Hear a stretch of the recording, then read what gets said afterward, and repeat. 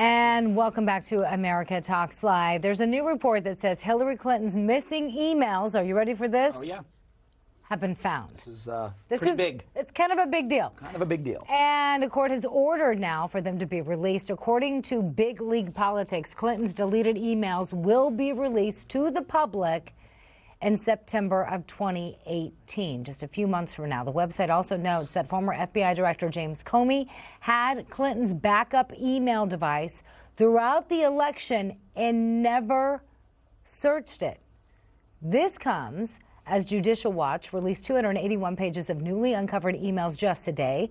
According to the watchdog group, 10 emails contain classified information redacted, quote, in the interest of national defense or foreign policy, end quote, including confidential sources. The emails also discuss Israel and the Middle East. Most of the emails include exchanges with former British Prime Minister Tony Blair. And according to Judicial Watch, the emails show Hillary Clinton conducted classified and sensitive negotiations about the Israeli-Arab conflict on her unsecure, non-governmental server. It's a big deal. So that's a lot to go through. Deal. It is a big deal, and that's where we want to welcome in our next guest, Patrick Howley. Patrick is the editor-in-chief of Big League Politics, who broke this exclusive report that I just mentioned. Thank you so much for your time today. Pleasure to have you. Thank you for having me.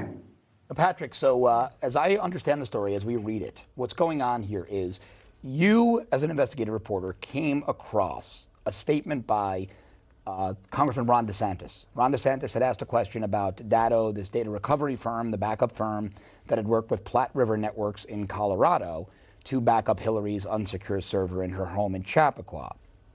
Judicial Watch then decided to sue to figure out what was going on with that data that the Department of Justice had, or they had received from the State Department, but admitted that they never searched. Now, I believe Congressman DeSantis had asked James Comey about this, correct?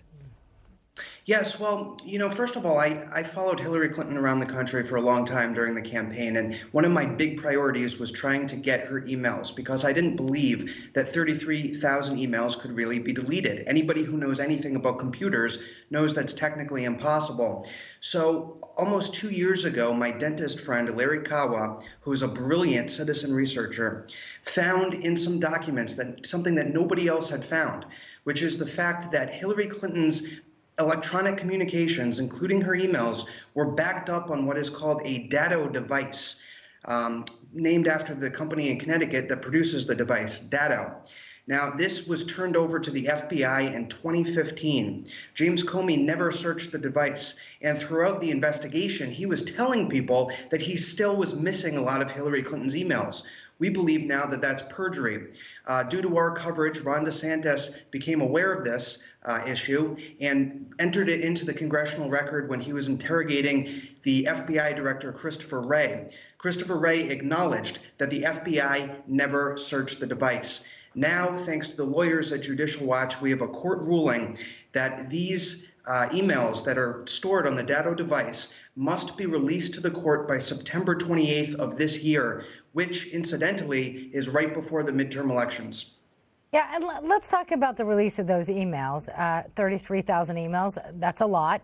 What can the public expect to learn from these emails that we don't already know about Hillary Clinton?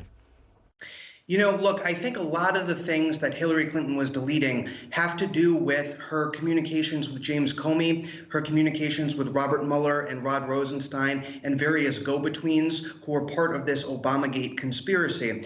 And that is coming out more and more as we learn about the lengths that Hillary Clinton went to obstruct justice, including taking the SIM card out of 3 of the cell phones that she handed over to the FBI, including having people smash her phones with a hammer.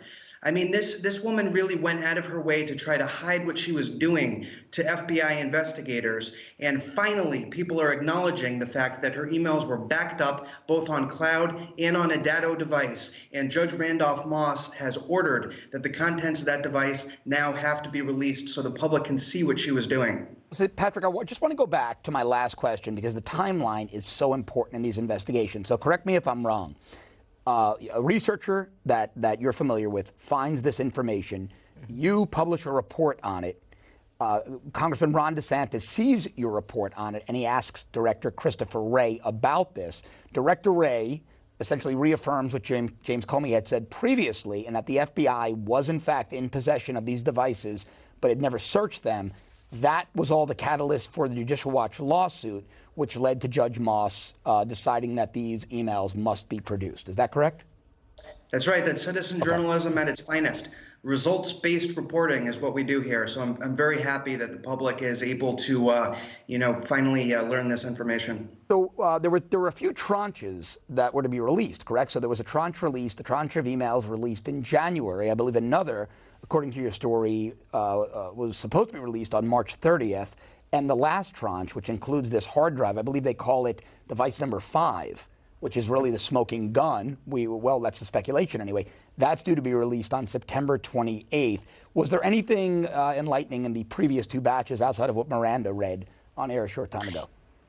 Yes, absolutely. I mean, today's release just confirms yet again that she did, in fact, expose classified information on her private server. And a lot of that information was classified when she sent it, which contradicts her sworn statement. So we know for a fact that there were multiple foreign actors who were breaching Hillary Clinton's BlackBerry, including on her trip to East Asia. When she was in China, that BlackBerry was breached and people got into her private email server because she did not have almost any firewall protection.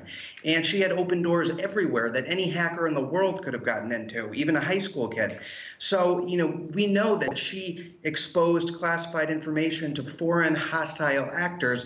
That is breaking many, many different laws. And we can talk about all the different laws that it broke. But the fact of the matter is, it is more than enough grounds for prosecution. So, Patrick, if I understand you correctly, this is a huge game changer, at least for Hillary Clinton. You mentioned Christopher Wray, James Comey. Is it possible that those 2 could also be greatly impacted and possibly face criminal charges in light of this latest development? Well, I hope so, obviously. And, this is ultimately going to be a question of, is Attorney General Jeff Sessions the right person to do this and to prosecute? But, what we need, I think, is a special counsel in this case. We need a special counsel who is going to be able to look at all of this evidence and determine how to prosecute and how to go forward. And the White House has the ability to make that appointment of a new special counsel in the case. Patrick Howley, thanks so much for your time. Thanks, Patrick. Thank you.